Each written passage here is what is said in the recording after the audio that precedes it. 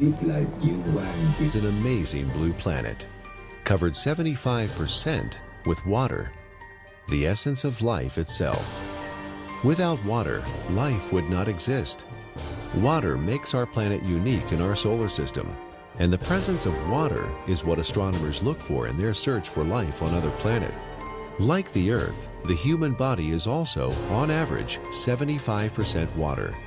Without water, none of the processes that support life can exist. While we can go without food for many weeks, we can only live a few days without water. Yet only 2% of the Earth's water is drinkable. And billions of people worldwide don't have access to clean drinking water. In this video, you'll learn a lot about water. You'll also be introduced to Dr. Richard Cohen, MD, a doctor who practices integrative anti-aging medicine and performance sports nutrition. We really don't think too much about water. It's something that comes out of our tap. It's something that's in the ocean. But what I want people to realize is that we are essentially water. Our brain is 90% water. Our blood is 80% water. Our muscles are 70% water. So without water, our bodies cease to exist. Water is the essence of life. Water carries oxygen and nutrients to the cells. Water regulates body temperature. Water helps the body absorb nutrients and convert food to energy. Water protects and cushions vital organs and cushions the joints.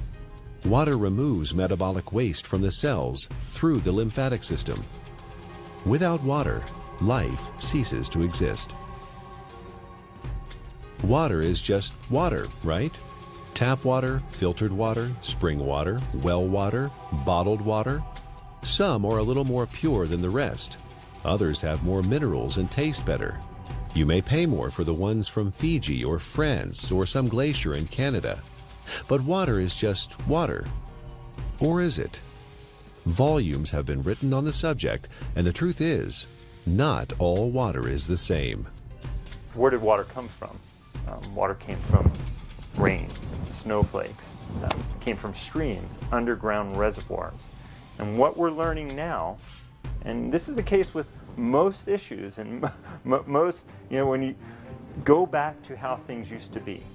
So if we look at water, the way it used to be, there are 3 or 4 structural and biochemical differences than what exists today. For most of his life, Nobel Prize winner Henri Coanda studied the water of the Hunza people who lived high in the Himalayan mountains. Natural health practitioner Ariana Nation was also fascinated by the Hunza people and their water. In my research, I discovered that there's a long history of scientific research about water and its healing ability. And this Kangen water has quite a history. It's a long history. And one of the things that fascinated me is the Hunza people and their ability to live 120 to 140 years without the degenerative diseases that we suffer here in the United States and all around the world. Why did the Hunza people live so long? Why were they so healthy? Coanda and others believe it is the water. Their water came from glacial streams, and it had very unique properties. It was microclustered. It had a different viscosity and surface tension. It carried lots of minerals that gave it a high alkaline pH. It also had an extraordinary amount of active hydrogen. Hydrogen with an extra electron. The presence of extra electrons made the water an antioxidant. All these properties combined contributed to the health and longevity of the Hunza people. Water similar to that of the Hunza people are found in other places around the world. The Caucasus Mountains of Azerbaijan, the Xinjiang region of China, and the Andes Mountains are just a few. In research, the Russians and the French and a lot of people have researched this.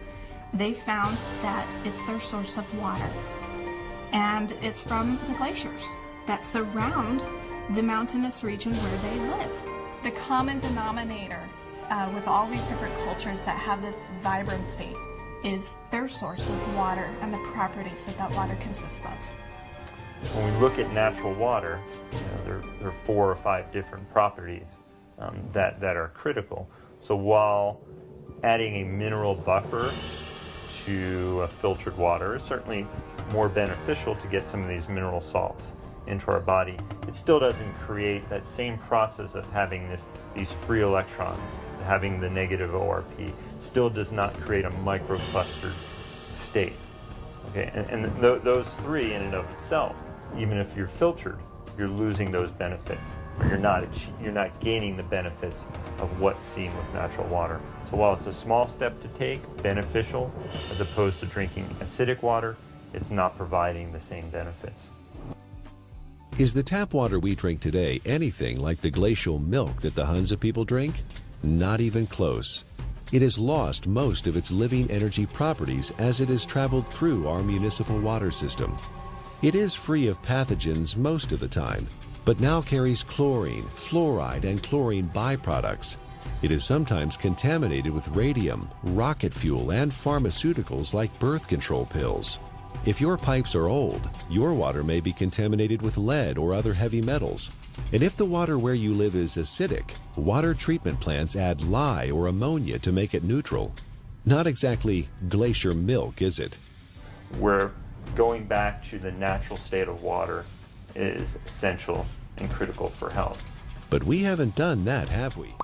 Instead, we came up with a better answer: bottled water.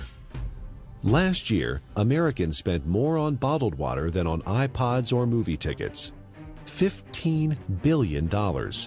Every year, we pitch 38 billion water bottles into landfills. Over $1 billion worth of plastic. Only 9% of plastic water bottles are recycled. 91% become litter or landfill. A large percentage of this trash finds its way to the oceans, where it ends up part of a floating island in the Pacific, twice the size of Texas. But you do understand chemicals and toxins in your water are not healthy. We do understand that having a plastic dump the size of Texas floating around in the Pacific Ocean and now is broken down into micro little plastics and getting into fish and other animals is not a good thing. The environmental cost of bottled water is not just the trash it generates. It requires 2 liters of oil to make a 1-liter plastic bottle and transport it to the consumer. Spending thousands of dollars to ship water from Fiji to drink in the United States, and the energy that requires to do that is ludicrous. More than 1 million bottles a day of Fiji water, untouched by human hands, is produced in a country 6,700 miles away from California and transported halfway around the world for our consumption. At the same time, more than 50% of the people in Fiji don't have access to safe drinking water. Oh, by the way, you might want to know that by the time Fiji water gets to you, it is only slightly alkaline and has a positive ORP. It's not Fiji water anymore. Is bottled water any better than tap water? Given what it costs, it should be, but it's not. In fact, a significant percentage has more contaminants than are allowed in tap water. Most of it is purified municipal tap water that has been cleaned up through reverse osmosis, which not only removes chlorine and other contaminants, but strips the water of all minerals. Reverse osmosis also wastes 4 to 10 gallons of water for every gallon produced. In Japan, RO water is known as dead water. Nearly all bottled water we tested came out as acidic. Even spring water that should be alkaline came out acidic. Even worse is that all bottled water we tested had a highly positive ORP, or oxidation reduction potential. Water that has a negative electrical charge, like the natural ancestral waters, is best. Bottled water may be clean, but it does not have the life-giving properties of natural water. Finally, there's the cost factor. It's hard to believe, but if you consume the amount of water you should every day from bottled water, you'd spend over $2,000 per year. Over 15 years, the lifespan of the best water ionizer on the market. That adds up to a lot of money. If the water we used at home cost what even cheap bottled water cost, our monthly water bills would run $9,000. $15 billion per year is spent on bottled water in the U.S. and over $1 billion worth of plastic ends up as trash. Is there a way to save the earth and save money at the same time? You know, spending $2 for a small 12-ounce bottle of water is, what is it, 5, 6, 7 times more expensive than fueling your car. Doesn't make sense, does it? Especially when you're buying water that is acidic. You're buying water that may be devoid of minerals. You're buying water that has a positive ORP that is damaging. Doesn't make sense, does it? Maybe there's a way to produce your own clean water. Well, it would be nice to have a glacier in our backyard, or it would be nice to have a fresh mountain spring that's just percolating out of an aquifer in the earth.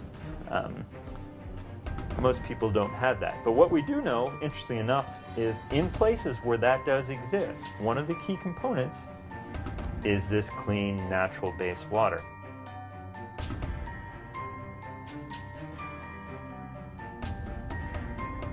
If you care about the earth and your pocketbook and are currently drinking purified bottled tap water, get a carbon filter for your faucet and use a safe, reusable water bottle. However, if you want to improve your health, drinking ionized alkaline Kangen water is a better choice.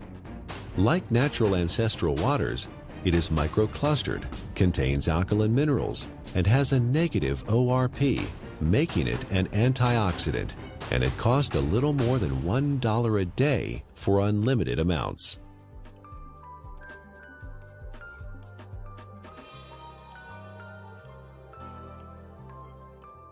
There's no doubt that the U.S. is experiencing a crisis in healthcare. We spend more on healthcare than any other country, but rank just 37th out of 191 in performance. For the first time in the last 200 years, U.S. life expectancy is expected to decline, not increase. You die earlier and spend more time disabled if you're in America than in most other advanced countries. According to the Centers for Disease Control, over 60 million people in the U.S. are obese. That's 34% of the population. 50 million people have high blood pressure. 13.5 million people have coronary heart disease, with 1.5 million suffering heart attacks every year. 16 million people have type 2 diabetes.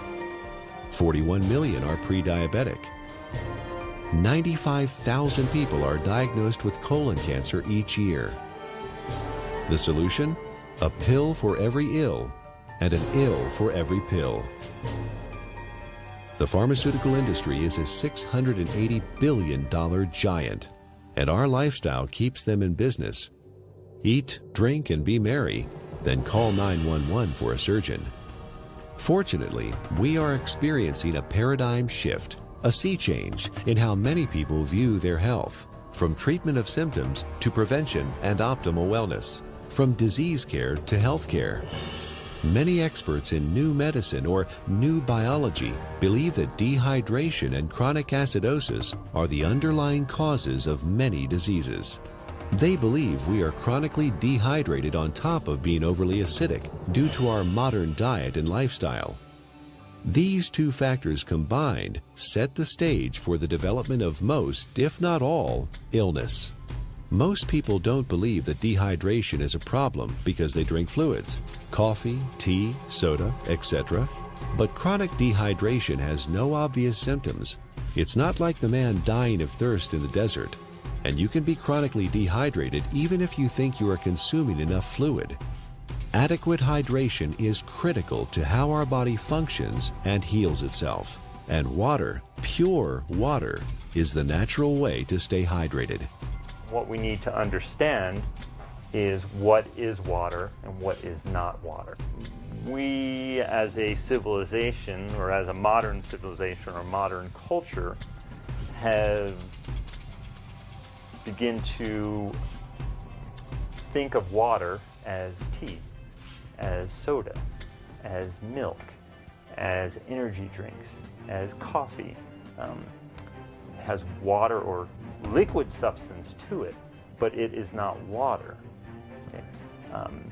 Even what comes out of our tap and what is in the bottled water. While structurally may be a water molecule, once we understand how water exists in its natural state before modern times, we'll realize that even that is not necessarily the water that our body evolved to exist on. How can one determine if they're drinking enough water is the question. First thing is, if you're thirsty, you're way behind. Okay, that's a clear point. Our thirst mechanism doesn't kick in until we're already slightly dehydrated. So if we wait till we get thirsty, then we are already beginning to become dehydrated and might experience symptoms like not thinking quite as clearly, or beginning to feel fatigued, or muscles may cramp up. May even start to feel hungry. And a lot of times hunger is really a sign of thirst. We are born 95% hydrated. As we grow up, we lose a little more water every year. When we reach middle age, we're about 70% water. In our 60s, maybe 60 to 65%. A steady decline until death when we are just 50% water. There are several signs of chronic dehydration that arise when the body enters survival mode and begins to preserve water for the most vital functions. There are 5 distinct conditions related to chronic dehydration where the body begins to ration water: asthma, allergies, hypertension, constipation, and type 2 diabetes. Symptoms include exhaustion, lack of energy, headaches, skin problems, obesity, and joint pain. Finally, and perhaps most importantly, the acid-alkaline balance of the body is disrupted, leading to chronic low-grade acidosis and a host of modern diseases related to that condition. Don't wait until you're thirsty. Have a glass of ionized water. It's microclustered, alkaline, and contains active hydrogen and bicarbonate buffers. Critical is first thing in the morning. Wake up and have a big glass of water. Make sure you drink a big glass of water through the day and see how you feel. It's sometimes incredible, and the effects can be very dramatic. People have never really had clean, natural water.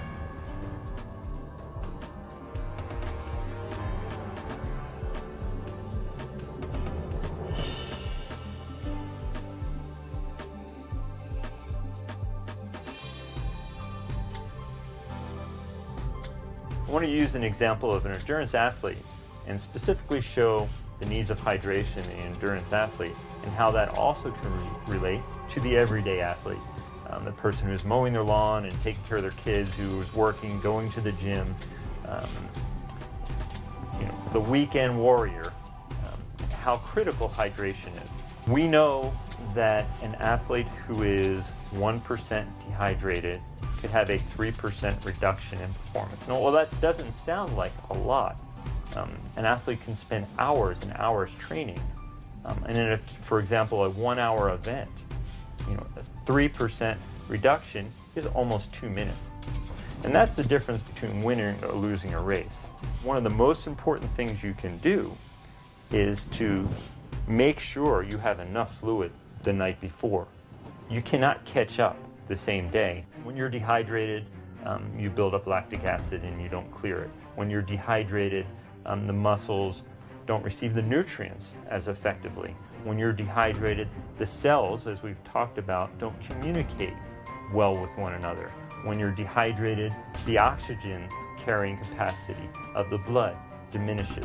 So you can see oxygen, energy production, neurological connections between cells are all critical to that endurance as well as the power athlete. Taking that example of the endurance athlete to the everyday person, you can see how you can become fatigued. You can see how your thinking may not be quite as sharp as it needs to be. You can see how hunger could play a role, or you begin to yawn, or your muscles are a little bit tight from sitting in the same place throughout the day. Hydration is critical. It's critical to the athletic endurance performer. It's critical to the everyday endurance athlete who wants to make it from the morning to the night as effectively and efficiently as they possibly can. Alkaline ionized water is a great choice for hydration for competition athletes, recreational athletes, and everyday people because it is microclustered, and the free hydrogen and bicarbonates help neutralize acid buildup and toxins.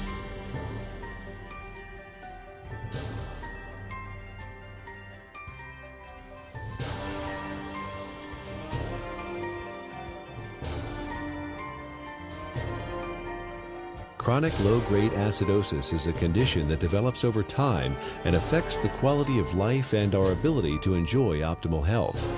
It starts with our diet, acid-forming foods and drinks. Our sedentary lifestyle, poor digestion, and poor elimination add to the problem. The fluids between and within our cells become more acidic. To maintain balance, the body mobilizes buffers, minerals, and hydroxyl ions from the bones and other tissues. This, in turn, leads to osteoporosis, and the overall process results in poor health, chronic illness, arthritis, and sluggish lymph system. An acidic condition for the body is very unhealthy. When the body is chronically acidic, illnesses can develop. Think of your cells like a fish in a bowl of water. When the fish are sick, what do? Do you give them a pill? Of course not. That would not solve the problem at all. They would still be sick. You change the water. Give them the proper pH and ORP so they thrive. pH stands for potential hydrogen and is a measure of the acidity or alkalinity of a solution. pH is neutral at 7.0.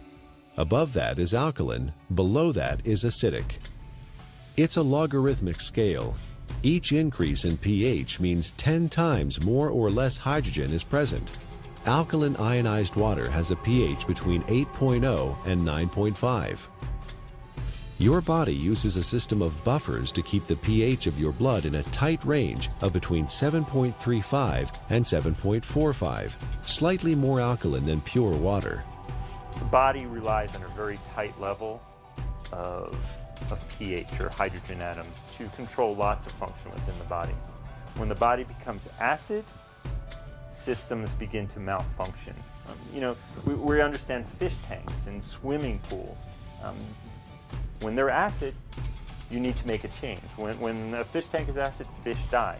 When a pool becomes too acid, you don't want to go in it. When rain is acid from sulfuric acid and other too much carbon dioxide, it breaks statues. They begin to disintegrate.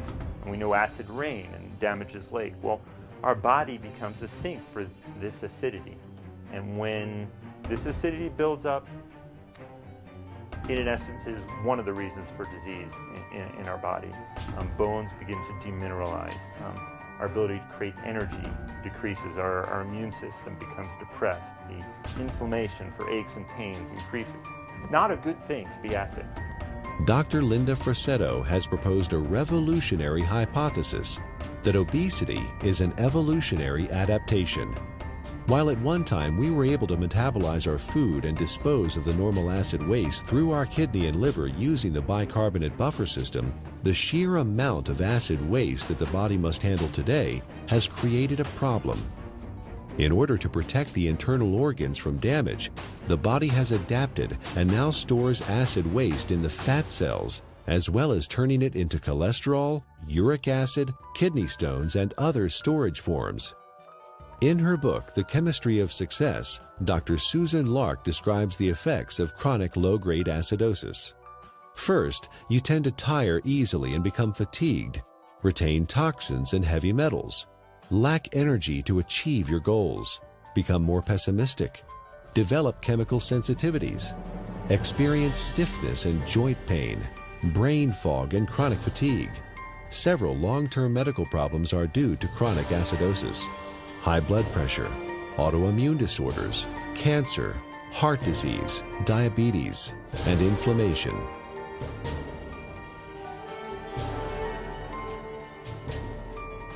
"80% of the foods we consume leave behind acid waste that the body has to deal with.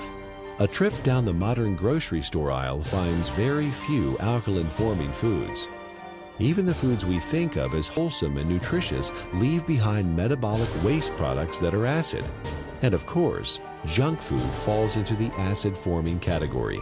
Most of the fluids that people consume today are acid.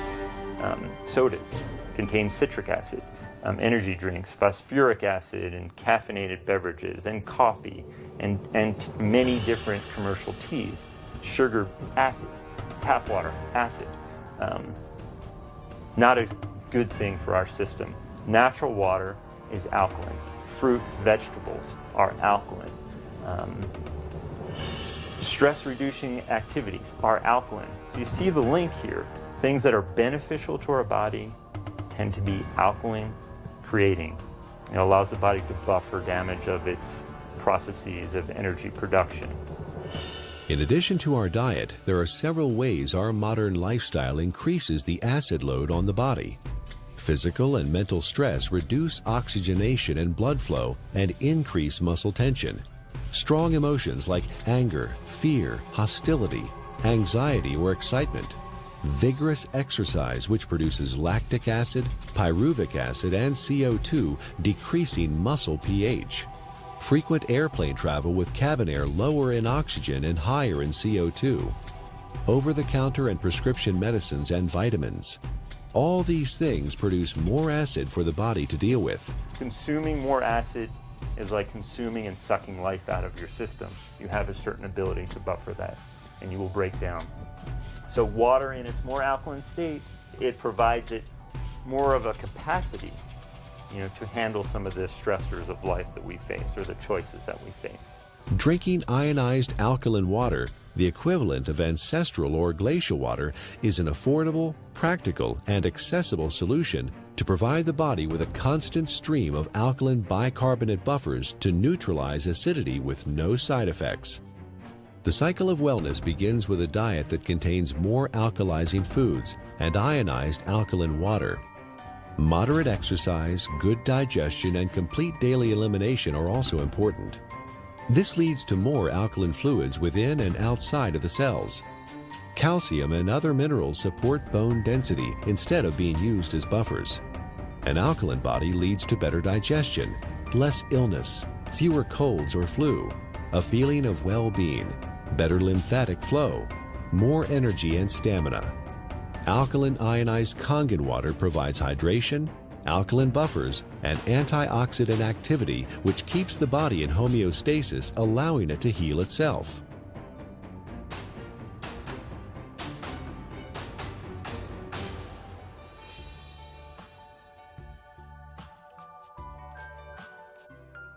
Japanese scientists investigated the Russian research about Hunza water and found that electrolysis could be used to create living water with properties similar to Hunza water. This is now known as functional water, micro water, ionized water, or Kangen water. Kangen is a Japanese word that means return to origin, or in chemistry, reduced, having an extra electron. In the U.S., Kangen water is the trademark of Enagic USA, who market top-of-the-line water ionizers. Anyone with an ion water generator can make Kangen water from tap water. Water is first filtered, then exposed to an electrical charge in the electrolysis chamber of the generator. Alkaline ionized water is called living water. It is similar in atomic structure to the waters that the people of Hunza drink directly from glacial streams in the high Himalayas. It is fresh, invigorating, life-enhancing, free radical scavenging, and delicious. Full-scale development of water ionizers started in 1954, fueled by research at several agricultural universities on the effects of ionic water, especially acid water, on plants. Experiments on the human body followed, conducted by Japanese doctors and other scientists around the world. In Japan, hospitals and clinics have used purified, electrically restructured, ionized alkaline water for over 30 years to treat a number of disease conditions. Following efforts by Japanese medical doctors and agricultural doctors, the water ionizer was approved for medical therapeutics by the Japanese Ministry of Health and Rehabilitation in January 1966. Well, we don't have a glacier, we don't typically have, fresh streaming water. One way to do it, and this has been studied by the Japanese, is a process called ionization. It's actually running some electricity through the water, and it breaks the filtered water into some of the natural properties. It provides the microclustering. It increases the alkalinity. It provides a high ORP, or these free electron states, to the water. So in a lot of ways, we're getting some of the similar properties to natural base water. It even changes the molecular structure. We can see a more health-giving pattern when looked under an electron microscope. So ionization is an option and a choice for many people if you don't have a glacier. So the Russians discovered the property of the water, all these properties, and they developed an electrolysis system. They found a way to actually separate the water and get these properties. And the Japanese improved upon this process and improved upon it, and have come up with the best ionizer available now. And I really do appreciate the work that the Japanese have put into it because of the diligence and the care that these ionizers are made with. Numerous peer-reviewed scientific studies have been performed in well-respected universities and hospitals around the world, which show the benefit of alkaline ionized water. Some of those benefits are weight loss, releasing toxins and stored body fat, normalize blood sugar, support healthy colon function, resolve urinary tract infections, relieve asthma and chronic respiratory conditions, stop abnormal gut fermentation, reduce proliferation of candida, fungus, and undesirable microforms, reduce chronic pain, improve wound healing with oxidizing acidic ion water. The most important thing, we don't want to drink water that has pollutants, and that can be harmful to our system. So when we're drinking water, it would be nice to know that what you're drinking is clean. The first step to creating alkaline ionized water is to have clean source water. Enagic's Kangen water generators use an activated carbon filter that removes chlorine, volatile organic chemicals, pesticides, herbicides, benzene, trihalomethane compounds, radon, solvents, and many other man-made chemicals found in tap water. Ionized water is pure or virgin water. Everything water has been exposed to leaves an electromagnetic frequency signature or imprint. Ionized water is virgin water because the EMF have been reset. There are 4 very specific properties to these healing waters that are found in these mountainous regions that are flowing from the glaciers. And there's been a lot of research on this. The Russians discovered it, and they discovered a way to make it. And those 4 properties are, it's hexagonal, and what that basically means is it's shaped like a snowflake. Look at it under a microscope. It's beautiful, it's crystal structured. Ionized water has been restructured. The water molecules cluster in groups of 4 to 6 instead of the normal 10 to 15. Nuclear magnetic resonance has documented this difference. The reduction in cluster size helps the body absorb ionized water more quickly and efficiently. Also micro-clustered, micro meaning small clusters. It's broken down very small so the body can easily absorb it. It's very bioavailable. It was very alkaline. pHs around 9.5. Some were found at 9.0. So it really helped the body as far as not adding acid waste to the body and helping to keep the body very alkaline. You may hear a term, it's called clustering. The water molecules naturally exist in a cluster, and some people call it hexagonal, which would be 6. So they naturally exist in a cluster of 6 water molecules. The water as found through taps and commercial water sources is a much larger cluster of water molecules. There are many beneficial properties to that, and it enhances the body's ability to hydrate. I was really excited when I started actually to quote-unquote play with the water in my own kitchen with different supplements, with powders and tea and oil and all the different things that I worked with. And you could really see the life to the water. I could put, for example, my green vegetable powder drink in Kangen water versus bottled water and a tap water, and actually see that this water has an energy to it. In fact, it will stir itself and become very, very absorbable, and you can watch that happen within the water. You can watch it make tea instantly, whereas other waters cannot do that. It cannot get in and penetrate those nutrients and pull those nutrients out and put it right in the water where you're drinking it, where it can then go in and penetrate your cell walls at that same level.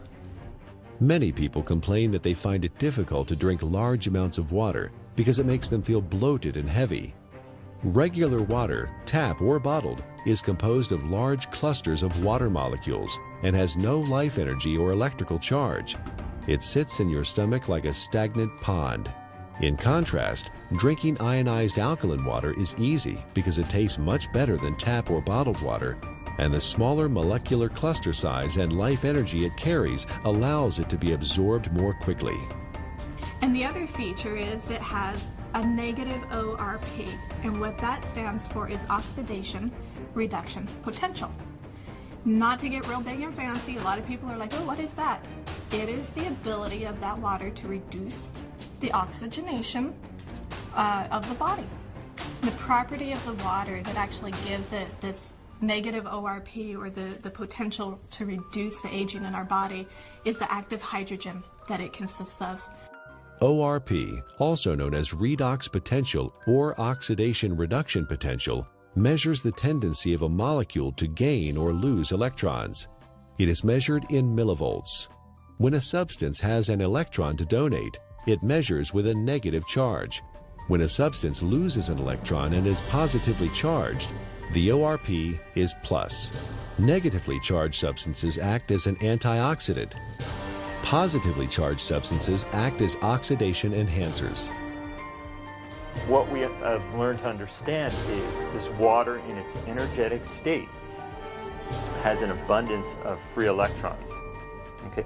The Earth is loaded with free electrons, and where that comes from is lightning strikes. Okay? So we have all this energy potential in the Earth that's imparted to the water, and when we consume the water, you're basically consuming a antioxidant. We know vitamin C, vitamin E, all these particular nutrients that you may take.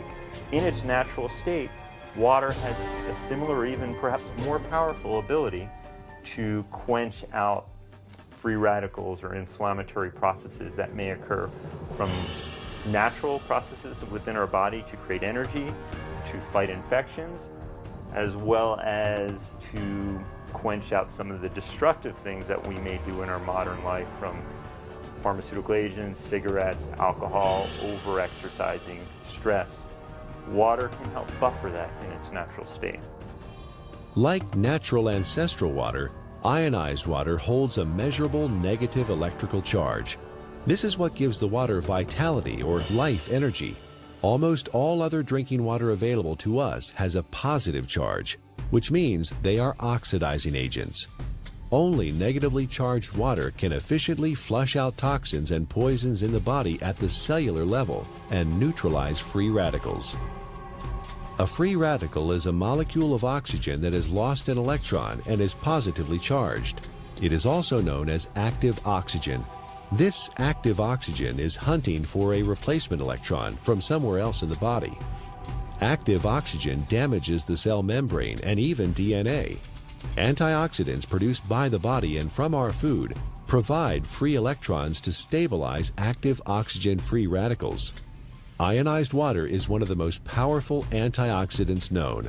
Ionized water has millions of hydroxyl ions per glass. No other water has this incredible benefit. Acid alkaline is the amount of hydrogen that's present. When there is tremendous amounts or a large amount of hydrogen, a system is termed acid. The pH is considered low. When there is lesser amounts of hydrogen, it's alkaline. The second component of water in its natural state, as we just spoke about, was having natural minerals. Okay? Being able to get these nutrients which are critical to our health, and those don't exist for the most part in commercially bought or tap waters. Water in a alkaline state provides the body with a greater capacity to buffer some of the natural processes that stress the body, as well as the lifestyle processes that also stress the system. And drinking water in a natural alkaline state provides you with a substance that is not acid, that is not damaging to your system. So you can look at it from two different ways, eliminating all the unhealthful things that we don't even think about and consuming clean, natural base water. Is ionized alkaline water safe for anyone to consume? Certain medical conditions require fluid restriction, so you should follow your doctor's advice. For these people, because of the unique imbalances that are created, extra fluid is not processed well. So the standard conventional mechanisms don't take fluid. You can't process it. Let's minimize it. While the cells intracellularly are starving.